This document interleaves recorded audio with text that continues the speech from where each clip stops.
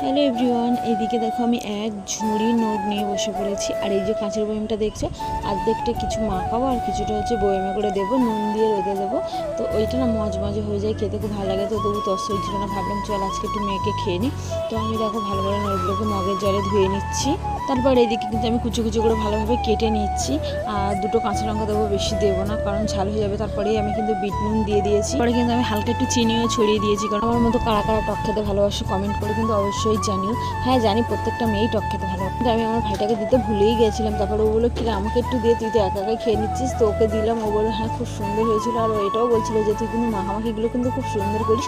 আর এইদিকে দেখো আমি কিন্তু কাঁচের বয়ম নিয়ে চলে এসেছি। আর নোটগুলো আগে থাকতে ধুয়ে রেখেছি, আমি এক এক করে কাঁচের বয়মের মধ্যে রেখে দিচ্ছি। আর রোদের যা তেজ একদিনেই শুকিয়ে যাবে, তো আমি ভালোভাবে নুনটা দিয়ে দিচ্ছি। কিন্তু বিট নুনটা বেশি করে দিয়েছে, ভালো করে ঝাঁকিয়েও নিচ্ছি। তো 2 চিপি তেল দিয়ে দেবো। আর এইদিকে দেখো নোটটাকে এখনই দেখতে কত সুন্দর লাগছে, কিন্তু এখন আমি খাবো না, একদিন টানা রোদে রাখবো, তারপরেই আমি খাবো। আর দেখতে কত সুন্দর লাগছে। এরকম মিনি ব্লগ যদি ভালো লাগে চ্যানেলকে সাবস্ক্রাইব করো।